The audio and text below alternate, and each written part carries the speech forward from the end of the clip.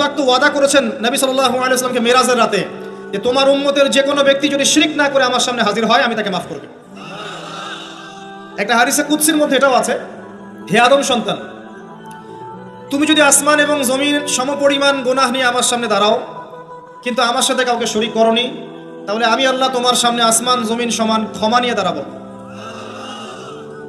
আবার নবী সাল্লাল্লাহু আলাইহি ওয়াসাল্লাম সুপারিশ করবেন যার অন্তরে এক জাররা পরিমাণ ঈমান থাকবে তারা জান্নাতে যাবে। তাহলে কি কারণে 1999 জন মানুষ জাহান্নামে যাবে? উত্তরটা দেন দেখি। তাদের আমল নামে কিসের পাপ থাকতে পারে? কিসের?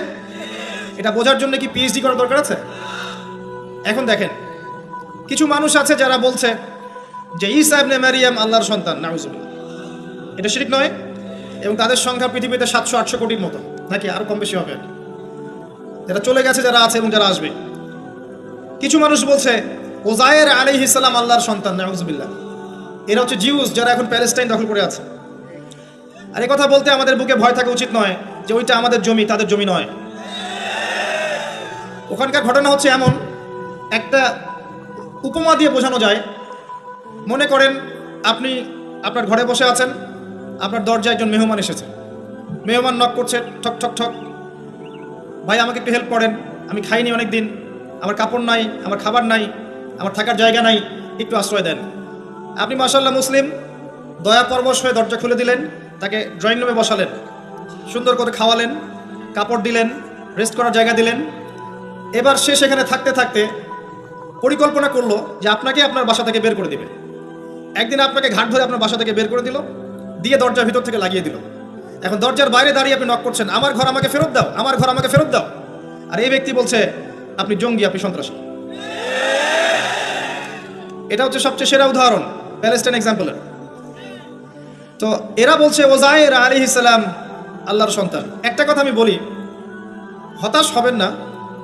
ফেরাউন তার দলবল নিয়ে যখন লোহিত সাগরে ধাওয়া করছিল মুসা আলাইহিস সালামকে, আল্লাহ পাক কি করেছেন? আল্লাহ পাক সব সৈন্যকে আগে লোহিত সাগরে এনেছেন, আনার পরে মুসা আলাইহিস সালামকে পার করে দিয়েছেন। তারা যখন মাঝখানে এসেছে তখন আল্লাহ পাক ডুবিয়ে দিয়েছেন। ঠিক আছে? আল্লাহ পাক ঠিক একই কাজটা করবেন ইনশাআল্লাহ এই জেরুজালেমে ইনশাআল্লাহ তাআলা। সবাইকে এনেছেন আল্লাহ পাক পৃথিবীর বিভিন্ন জায়গা থেকে। একটা নির্দিষ্ট সময় পর্যন্ত ওরা বিশ্বকে রুল করবে সামনে, একটা নির্দিষ্ট সময় পর্যন্ত এরা বিশ্বকে শাসন করবে সামনে অচিরেই। কিন্তু এরপরে আল্লাহ রাব্বুল আলামিন ঈসা ইবনে মারিয়ামকে নামাবেন এবং তার হাতে তাদের নেতা মাসিহুদ দাজ্জাল নিহত হবে ইনশাআল্লাহ তাআলা।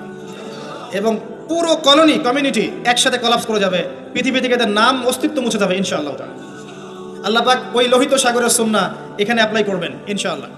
আল্লাহ পাক এই কারণেই একত্রিত করেছেন, এটা আল্লাহ পাকের স্টাইল, সুন্নাহ। আসেন, এরা বলছে ওজাইর আলাইহিস সালাম আল্লাহর সন্তান। আবার দেখেন কিছু মানুষ বলছে আল্লাহকে পাওয়ার জন্য স্ট্যাচু ওয়ার্শিপ করা যায়, এরা হচ্ছে আল্লাহকে পাওয়ার মাধ্যম।